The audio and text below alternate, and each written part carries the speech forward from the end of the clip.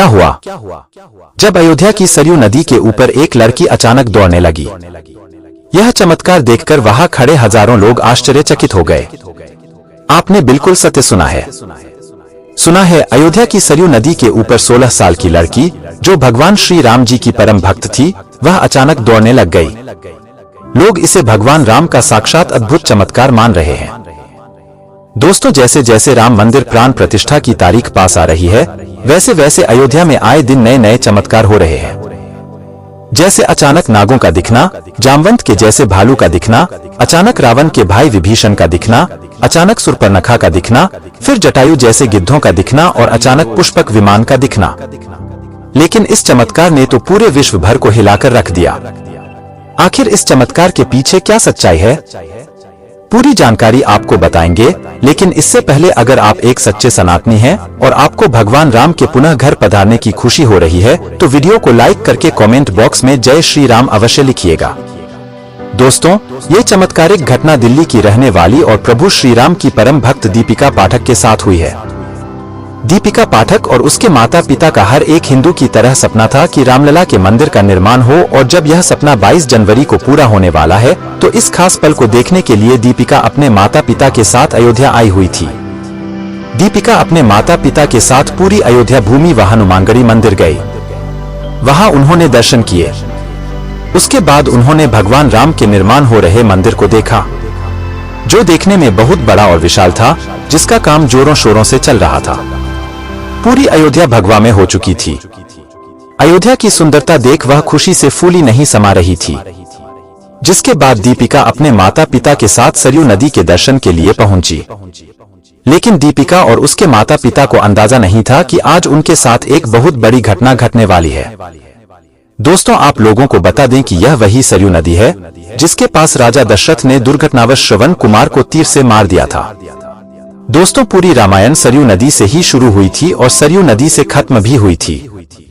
जहां राजा दशरथ एक बार शिकार पर निकले थे, तब श्रवण कुमार अपने अंधे माता पिता के लिए सरयू नदी से पानी लेने गए थे।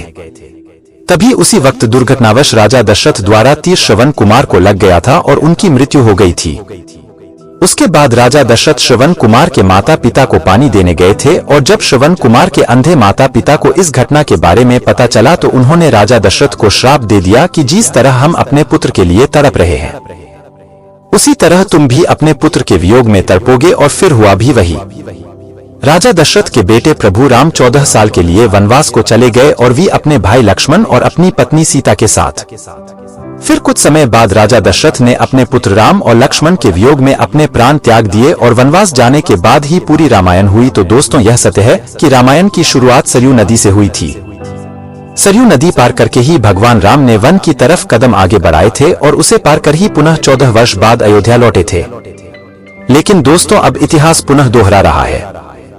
दरअसल जब दीपिका सरयू नदी के तट पर फोटो ले रही थी, तो उसका पाँव चिकने पत्थर पर लग गया और वह अचानक नदी में फिसल गई, और नदी के तेज बहाव होने के कारण वह आगे बहने लगी। उसके पिता ने उसे बचाने की कोशिश करी, लेकिन बहाव तेज होने के कारण वो कुछ नहीं कर सके। उन्होंने वहां खड़े खड़े सभी लोगों से मदद मांगी, लेकिन कोई मदद नहीं कर पा रहा था। अपनी बेटी को नदी में बहता देख दीपिका के माता पिता फूट फूट कर रोने लगे। उनकी बेटी उनके सामने नदी में बहती जा रही थी, और वहां खड़े सभी लोग मजबूर थे। कोई कुछ कर नहीं पा रहे थे, लेकिन उन लोगों को अंदाजा भी नहीं था कि वहां प्रभु श्री राम का एक बहुत बड़ा चमत्कार होने वाला है। करीब 2 से 3 मिनट के बाद दीपिका के माता पिता हिम्मत हार रहे थे। सभी लोग बोल रहे थे कि इतने बहाव में तो लड़की मर गई होगी, लेकिन अचानक से सबके सामने जो हुआ वह देख सबके होश उड़ गए। दीपिका सरयू नदी के ऊपर दौड़ती नजर आ रही थी। यह देख वहां खड़े सभी लोग जय श्री राम के नारे लगाने लगे, क्योंकि यह एक बहुत बड़ा चमत्कार था। केवल 16 साल की लड़की सरयू नदी के ऊपर चल रही थी, मानो जैसे कोई जमीन के ऊपर चल रहा हो, और वह नदी के ऊपर चलते चलते अपने माता पिता के पास आ गई। सभी लोग यह नजारा देखकर आश्चर्यचकित थे।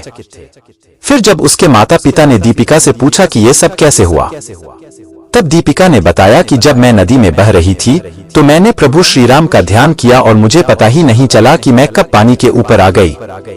जिसके बाद मैं उठकर नदी के ऊपर चलने लगी। मुझे ऐसा लग रहा था कि जैसे मैं जमीन पर चल रही हूँ। यह सुनकर वहां खड़े सभी लोग जय श्री राम के नारे लगाने लगे। दोस्तों, वाकई में यह चमत्कार आज तक का सबसे बड़ा चमत्कार था प्रभु श्री राम जी का, क्योंकि जब भक्त परेशानी में हो तो भगवान राम अपने भक्त की रक्षा करने जरूर आते हैं। और ये तो राम जन्मभूमि ही थी, फिर प्रभु अपने भक्त को अपनी भूमि पर कैसे मरने देते। दोस्तों, 22 जनवरी को रामलला पुनः अपने महल में विराजने वाले हैं और यह सब चमत्कार देखकर ऐसा लग रहा है जैसे साक्षात प्रभु श्री राम अपने घर आ चुके हैं। दोस्तों, जैसे जैसे राम मंदिर प्राण प्रतिष्ठा की तारीख पास आ रही है, वैसे वैसे अयोध्या में आए दिन नए नए चमत्कार हो रहे हैं। जैसे अचानक नागों का दिखना, जामवंत के जैसे भालू का दिखना, अचानक रावण के भाई विभीषण का दिखना, अचानक सुर्पनखा का दिखना और फिर जटायु जैसे गिद्धों का दिखना और अचानक पुष्पक विमान का दिखना और भगवान के भक्तों के बीच सरयू नदी में दीपिका का चलना और जामवंत के जैसे भालू का दिखना, फिर जटायु जैसे गिद्धों का दिखना, ये सब आम बात नहीं है। इसी तरह से आए दिन कोई न कोई घटना आ ही रहा है। तो दोस्तों, ऐसे ही चमत्कारी घटना को देखने के लिए चैनल को सब्सक्राइब करें और साथ में बेल आइकन जरूर दबाएं और वीडियो अच्छा लगा हो तो वीडियो को लाइक करें और वीडियो के नीचे कमेंट बॉक्स में हर हर महादेव, जय श्री राम जरूर लिखें। अभी के लिए आप सबको जय श्री राम।